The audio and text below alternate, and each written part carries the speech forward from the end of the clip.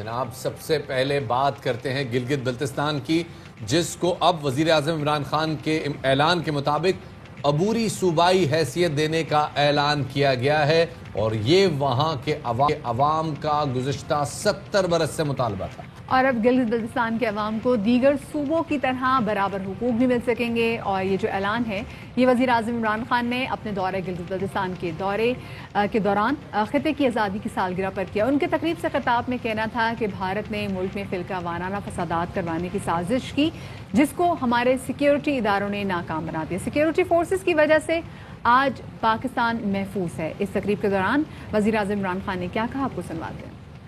پورا پلان سے پان کے خلاف دہشت گردی کی جا رہی ہے، اور کون ان کے سامنے کھڑا ہے؟ ہماری سیکیورٹی فورسز جو اپنی جان کی قربانیاں دیتی ہے۔ جس طرح کی 15 سال میں دہشت گردی پاکستان میں ہوئی اور جو ہمارے دشمنوں نے پورا فائدہ اٹھایا، اس سے ہم اپنی آج سیکیورٹی فورسز کو داد دیتے ہیں کہ ان کی وجہ سے آج پاکستان محفوظ ہے۔ ہمیں یہ بھی پتا ہے کہ یہ جو نریندر مودی کی حکومت ہے، یہ ہر قسم کا اندر انتشار صرف دہشت گردی کے ذریعے نہیں، جو ان کا کلبھوشن یادو نے جو بتایا کہ کیسے بلوچستان میں اور کراچی میں اس کی مشن تھی دہشت گردی کرنے کی، پلان کیا ہوا تھا کہ شیعہ اور سنی کے عالموں کو قتل کروائیں تاکہ انتشار پھیلے۔ داد دیتا ہوں اپنی انٹیلیجنس ایجنسیز کو جو ان کے پروگرام تھے انتشار پھیلانے کے، وہ پاش کیے۔ ادھر بلاول بھٹو کا کہنا ہے کہ اچانک انہیں یاد آ گیا کہ گلگت بلتستان کو صوبہ بنانا ہے۔ غزر میں جلسے سے خطاب کے دوران ان کا کہنا تھا کہ گلگت کی عوام سلیکٹڈ کی تباہی سے بچنا چاہتی ہے۔ کیا کہا بلاول نے، آپ کو سنواتے ہیں۔ 2018 کے الیکشن سے پہلے ملتان پہنچ کے کہتا ہے کہ میں جنوبی پنجاب کو صوبہ دلواؤں گا۔ آج پوچھے بھاولپور کے عوام سے کہ آپ کا صوبہ کا کیا بنا؟ جیسے باقی آپ کے وعدے جھوٹے تھے، ویسے یہ آپ کا وعدہ جھوٹا ہے۔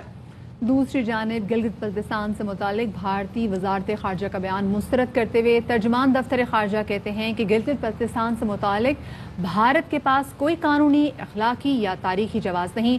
جموں کشمیر پر موقف UN قراردادوں کے عین مطابق ہے۔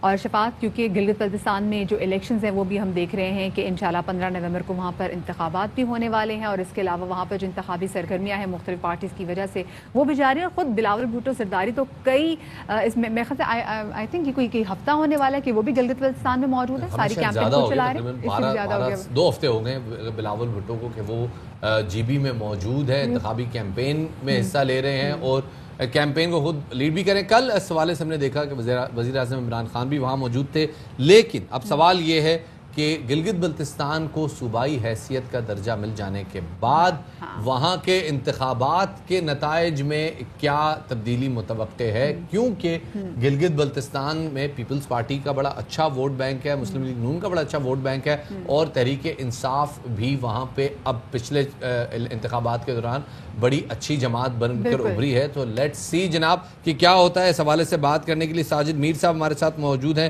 جو کہ گلگت بلتستان سے تعلق رکھنے والے سیاسی تجزیہ نگار ہیں۔ جی بہت شکریہ سر ہمیں وقت دینے کے لیے۔ سر پہلا سوال اسی طرف سے آتے ہیں کہ GB میں جب صوبائی حیثیت کو ملنے والی ہے اور صوبے کا درجہ مل جائے گا تو وہاں کے عوام کا ایک دیرینہ مطالبہ تو حل ہو جائے گا، انتخابی نتائج پہ آپ دیکھتے ہیں یہ معاملہ اثر انداز ہو سکتا ہے؟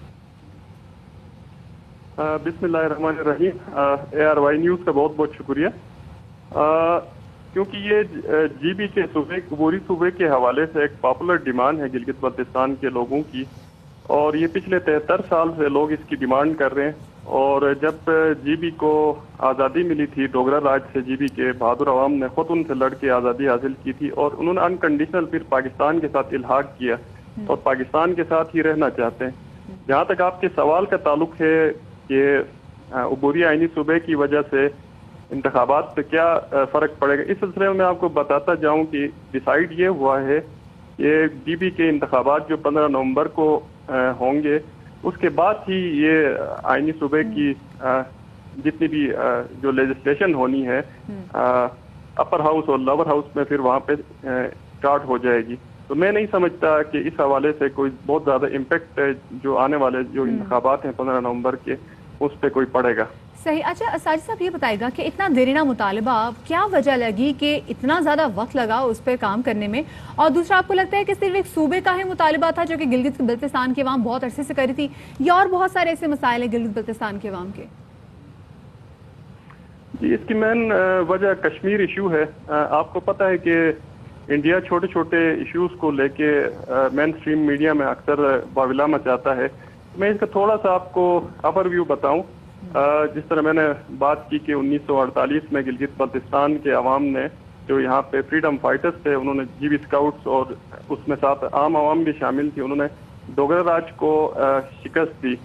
اور 1819 میں اگر ہم جائیں تو یہ جو ٹیریٹری تھی یہ افغانستان کے جو رولرز تھے ان کے انڈر میں تھی، اور مہاراجا رنجیت سنگھ نے ان کو شکست دی اور پھر ان کے زیر تسلط آ گیا. تب سے یہ کشمیر کے جتنے عوام ہیں یہ فریڈم اپنی جو ہے نا فائٹ لڑ رہے ہیں.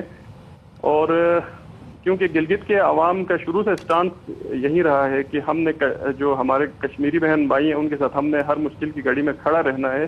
اسی لیے گلگت کے عوام نے مسئلہ کشمیر کو ڈسٹرب کیے بغیر اپنا جو یہ عبوری آئینی صوبے کے جو پاپولر ڈیمانڈ ہے وہ سامنے رکھی ہے.